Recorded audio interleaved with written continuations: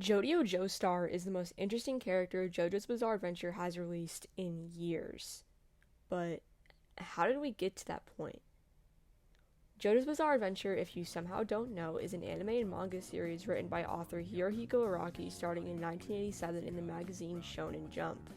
Since then, JoJo's Bizarre Adventure has blown up in popularity in both Japanese and Western culture, and has influenced multiple shows, books, and memes across its 39-year run.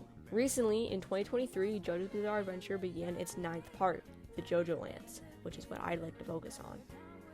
jojolands focuses on mainly one group, Jodio, Dragona, Paco, Usagi, and Meryl on their mission to get filthy rich using what's called a lava rock, a small rock that brings wealth towards anyone who is in possession of it. Do we got all that? Great. Now we can talk about our main character, Jodio Joestar. Jodio is a 15-year-old boy living in Hawaii, specifically Honolulu, with his sister Dragona and his mom, Barbara Ann. When we first see Jodio, he's shown to be almost impulsive, even sarcastic and aggressive. But we also see him just as easily be laid back and silly when around certain people. Why is that? Well, in Chapter 2 of the jojolands, after an ambush from the police, Jodio tells us that he has ASPD, otherwise known as antisocial personality disorder. In other words, the main JoJo of the part is a psychopath.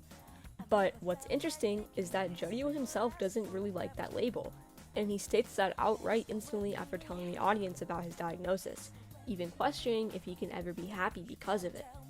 We also see in the fight against Point Blank in Usagi Fraud and Suspicion, a stand meant to reveal secrets about its victim, that Jodio is almost ashamed of his diagnosis, the stand pointing out that if he killed any animal, he wouldn't even feel bad about it. He also goes on to say that Jodio might even get a kick out of it. Point Blank continues on to tell Jodio that that's, quote, just who he is, the boy with antisocial personality disorder, the boy who revels in burning things, and the boy who wet himself in bed till recently. It's clear that Jodio feels an almost sense of shame about his ASPD, and that he doesn't appreciate when people say he's a psychopath. And yet, the JoJo's Bizarre Adventure fanbase, especially on TikTok, seems to miss this, even labeling Jodio as the most evil JoJo because of it, despite it being such a major plot point that he hates being treated like that. Because when you look into it, the supposedly evil things Jodio does aren't even that bad when you consider the context that they're in. Now, this isn't me saying that you should go around being a gangster and doing whatever he does in the series, but, you know, Jodio doesn't just go around doing crime for no reason. And more often than not, whenever he's doing something morally questionable, it's actually to protect his family. For example, when Jodio was 11 years old, he witnesses his sister Dragona being picked on and eventually essayed on a bus at school. The day after he sees this, he uses his stand, November Rain, to light the bus on fire, later stopping because he thought there was a bird inside that he didn't want to hurt, which is funny considering what is said in the Point Blank fight about him not caring about harming animals. Him lighting a bus on fire isn't the only thing he's done in defense of his older sibling though, because as we see throughout the series, Jodio is pretty protective of Dragona. In the first chapter, we see Jodio using his stand to take down 2 police officers and burn their car down, because one of them was essaying Dragona during a, quote, pat-down.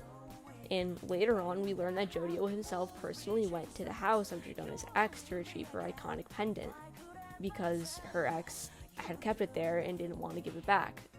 When he refuses to give it back, even pulling a gun on Jodio, Jodio uses November Rain to put a hole through his hand, though this would backfire and result in Jodio being shot in his back by Dragona's ex.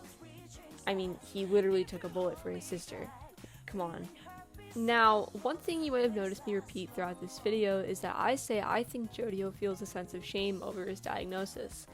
And you might be thinking, but Soul, this doesn't make sense. If Jodio has ASPD, how would he feel a sense of shame over it? I thought people with ASPD didn't feel shame, guilt, or remorse. And to that, dear viewer, I say you are silly. It is a very common misconception that people with antisocial personality disorder are entirely devoid of any sense of remorse, and a harmful misconception at that. The real case is that they just have a difficult time feeling it.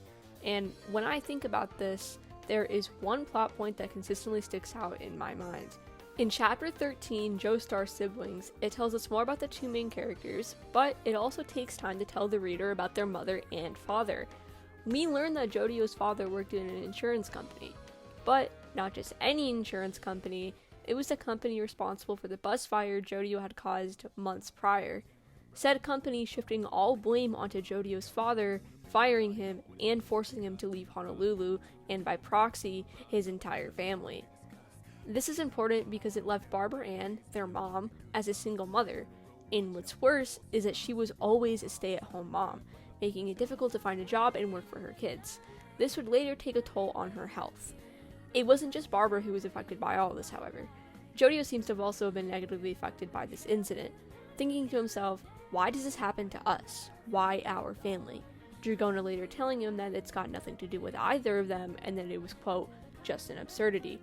Personally, I always saw this as a lie from her meant to make Jodio feel better, but I don't believe it worked considering what Dragona says when explaining absurdity. Quote, the absurd occurs without any connection to the life one has lived up to that point. In fact, without any meaning at all. Along with the little whisper of a smiling devil saying, you're nothing but a piece of pathetic human garbage. The assault of the absurd is an extremely important event in your life despite you having no responsibility for it happening whatsoever. But there are hearts that are destroyed for the absurd. My little brother Jodio didn't utter a word about it. But if you can't let go, does that mean you're just going to resign yourself to your heart being destroyed? A very powerful line from Dragona. But I think this reveals more about Jodio than people realize. And I think this was done on purpose by Araki to set up why Jodio seems so adverse to the psychopath label. I think it reminds him of the fact that his family is in a rough spot because of his inability to control his anger. As the manga shows us, Jodio himself says that he just can't let this go. And we see him mulling over it when on their walk back from school when they first get recruited by Merome, which is one of the first times we see the fact that Jodio really only cares about his family. But enough about that for the moment. At the start of the video, I said that Jodio was the most interesting character JoJo's has seen in years, and I'd like to delve into that point a little more. Because if I'm being honest, I was kind of clickbaiting a little bit, but that doesn't mean I don't believe he's interesting. Part of why I think Jodio is so interesting to analyze isn't just because of his disorder, but because he's very morally gray. And you might say, well, there are plenty of morally gray JoJo's soul. What about Johnny, Gappy, Giorno, or even Jotaro? And to this I say, despite my claims of Jodio being an incredibly interesting character to talk about, it's kind of hard to compare him to characters that have had their stories fully fleshed out for years. But the fact that I was able to write a full 3-page script just talking about him with only 38 chapters to look at and dissect is kind of a testament to where he's going in the future. It's obvious that Araki is not done with Jodio quite yet, and clearly has big plans for him and the rest of the JoJolands cast in the future, especially considering it's the alternate universe version of Part 5, which does scare me since if you're watching this video, I think you know what happens in Part 5, but with that, I think I'm going to end the video there. I hope you enjoyed my ranting about Jodio, because my friends have had to hear over the past week I've been working on this video, which, by the way, is my first time doing this type of content. So please let me know in the comments how I did, and let me know what I should talk about next, because I'd really be interested in pursuing more commentary style content in the future. Yeah, that's it. Please subscribe. Goodbye.